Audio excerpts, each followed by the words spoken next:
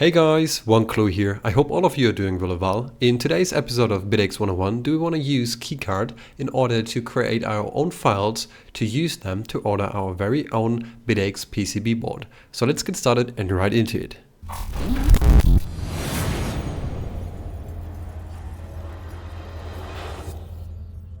As you can see, we're back again at keycard, and if you haven't watched the first video of the Bitaxe 101 series where I explained to you how to use keycard, basic terms speaking, and how to modify a PCB, check this out. The link will be in the video description or somewhere around floating in this video right here. But nevertheless, today we want to take a look on how to actually use the Bitaxe files to create our own PCB files that we can then send over to a manufacturer to create for us our Bitaxe PCBs. There are two major, I'd say, manufacturers that you could use. One is JLC PCB and the other is PCBWay. Both of them do have the benefits and disadvantages. I don't want to go into detail with that. Today we want to use JLC PCB just as an example. You can do the same with PCBWay. It just would maybe look like a little bit different, but that shouldn't matter. So what we want to do is we want to hop over to the PCB editor here. And here we do see the PCB of the Bitaxe. This is how this actually looks in keycard. So you see all the components here, and these red lines and blue lines are these interconnections between all these different ICs that you do have on the board. And if I do click Alt and 3, we can take a look on the 3D viewer and actually watch this PCB, because we do have all these components visualized here, which is just beautiful. And in the last episode of Bitaxe 101, where I used keycard, I showed you how to remove the Bitaxe logo and maybe put in your name or change the number or whatever. And in this episode today, we want to take a look on the board version 204. You can do this with any other board version that you will find on GitHub. Just choose the tag or the branch that you want to use, and then you should be able to replicate the task or the steps that we are doing today in order to buy yourself a PCB with what is on here. A disclaimer for this video is that I will not show you on how to actually buy a fully assembled one. This will be a little bit different, but about the parts that you do need in order to solder everything on the board, this will be featured in a future episode. So today we are solely looking at the PCB itself without any of these components on here. So let's close this and let's take a look. So in this PCB editor, we can click on files and we can create fabrication outputs. What we need are Gerber files. It's just a term. I don't know what Gerber actually stands for, but it is what it is. That's what we need. And if you do click on this, it actually will highlight or check a couple of these check boxes and a couple of other things. Don't change any of them. As well as the output directory should actually be the manufacturing files / Gerbers. And then what you actually want to do is click on plot. And as soon as that's done, we can hop over to our Explorer, and we do see here in my GitHub repository of the Bitaxe, if I do click into manufacturing files, we have the folder Gerbers. On the GitHub repository, which is also linked down below in the video description, you can take a look on this repository, download this, and you will actually find manufacturing files for the Bitaxe in there as well. But today's episode of Bitaxe 101 is more on how do we get to this step, how are we actually creating these files. What's important here is if you do take a look on the inside, we see all these different Gerber files. What we want to do today is we want to right click on this and we want to compromise it. We want to do a zip file out of it so that we do have the gerbers.zip. It's really important that you do that because that's the way how you import it to something like JLC PCB. And in order to do that, let's hop over there. And now we're sitting here at the website jlcpcb.com. Link is also in the video description down below. By the way, I'm not sponsored anything else. It's just the example that I'm trying to use. You can do the same with PCBWay. It looks kind of familiar on there as well. So it's super simple. And an interesting fact is if you do sign up the first time over there, you do get a coupon and your first PCBs are actually really cheap, but we will get into that in just a second. So what we want to do is we want to click on add Gerber files, and then we want to choose the gerbers.zip file, open them. It will upload and it will take a couple of seconds, but then a couple of things are happening. So you do see all these different thingies here that you can change. Let's wait for the upload for just a second. to actually get this, and we get a quick preview here as well. And now a couple of things have changed. Don't actually edit any of them, just keep them as it is. An important thing for you to know is the PCB quantity, the lowest one is 5. So maybe if you do have a couple of friends and all of you want to start your own soldering session, why not use this? And if it is the first time for you to actually order yourself one, you only pay $7 for the first order. On top are the shipping costs. They are way more than $7, but yeah, that's it.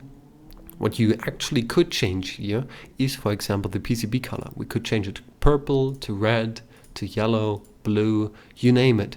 You can, I'm not sure if you can actually change any other color, but these are the ones that you could use. Black is pretty decent, I'd say. If I do click on this up here, we should be able to actually take a look on the Gerber.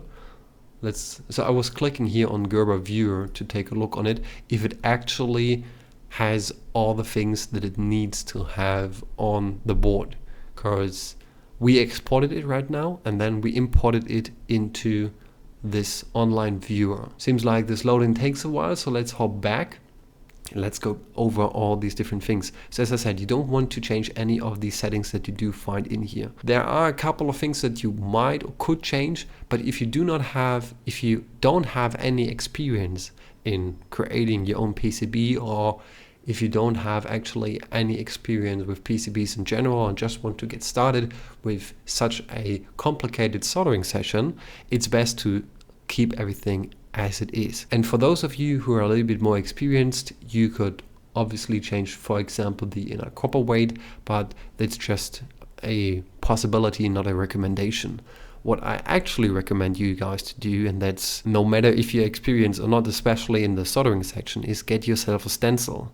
Order this PCB with a stencil, and in here what we want to do is we want to order one stencil or maybe more. What this will actually do is it will create one stencil, and here you can select the stencil how it actually looks. This one here is with the top and the bottom section of the PCB on one stencil. What you could also do is top and bottom on separate stencils, so you would actually order yourself two different stencils, one for the top side of the PCB and the other one for the bottom side of the PCB. I usually do have both on one PCB, so it's just easier for me because I don't want to, on one stencil, excuse me for that, I don't actually need two different stencils. And actually talking about stencils, I will also do a stencil video in the future as well, because I think stencils are pretty needed and pretty useful, especially for the soldering part of the ASIC chip. It is possible to solely solder the ASIC chip on it with your bare hand. It's theoretically possible. I fought with this for quite a while, so I don't really recommend it, and I would highly suggest you guys to get yourself a stencil and a proper soldering paste so you can actually be quicker and be better instead of doing stupid stuff like I did, but whatever. So yeah, I actually recommend you guys to use a stencil because it is actually helpful. And for those of you who are now wondering what the heck is a stencil, it basically is something like a template that you can put on top of your PCB, and then you can use the solder paste and scrape it in these holes. So the stencil is basically an aluminum plate with holes in it, and these holes are at the exact position where the solder paste needs to go. And stencils are usually in a specific thickness, which also comes in handy because it applies the right amount of solder paste on the appropriate spot where you actually do need it. So that's basically the explanation of a stencil. It's just a template that you put on top of it and then you scrape over with solder paste. So you don't need to apply solder paste on every single spot on your own. So all these other things, don't actually touch them. As I said, you don't really need to do that.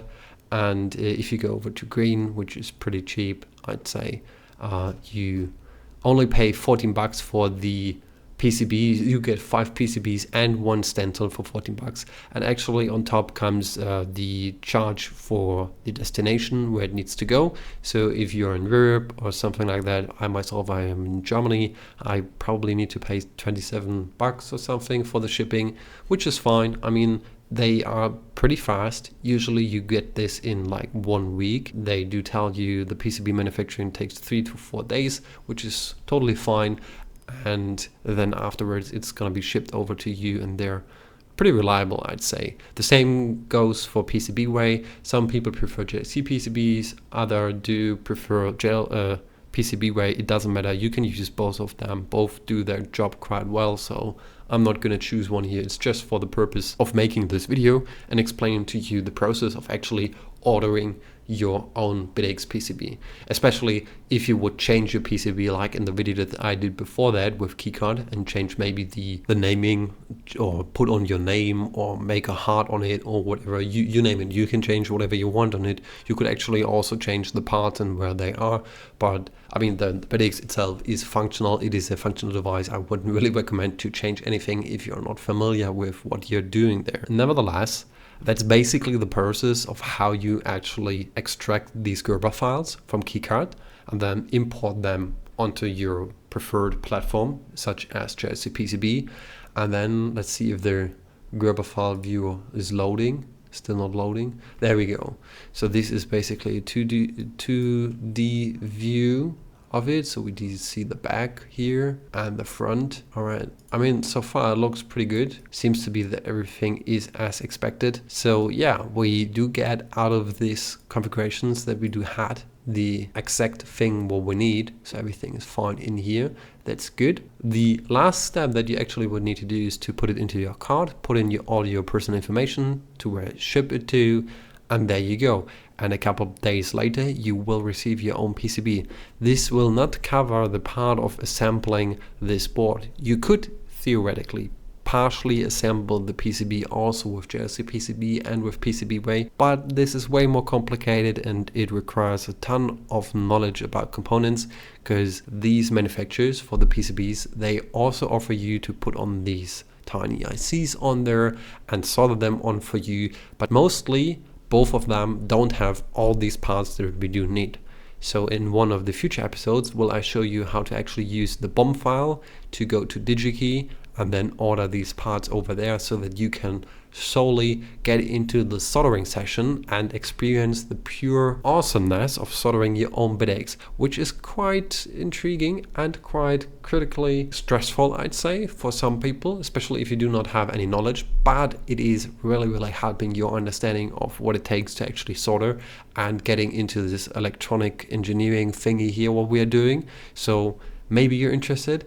I just want to give out this information to you so that you understand of how this process would actually work. And this is really just simplified here. So I could cover way more parts, but for the basic understanding of how this process would actually work, this is totally fine. And I do think this would basically give you the ability to order your own PCBs instead of being charged maybe a little bit more from someone else who is trying to sell these PCBs to you. Just saying, I'm not pointing out anybody, I'm just saying here.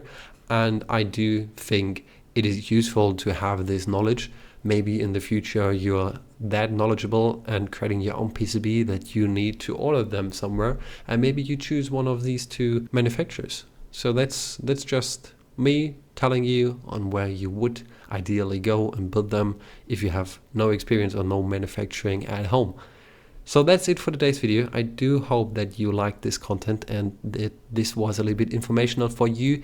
If you did like this, consider subscribing to this channel so you don't miss out on any further episode. And giving me a thumbs up would highly be appreciated by me, because I do love to see that you love this content that I'm creating for you. Thanks for watching and see you on the next one.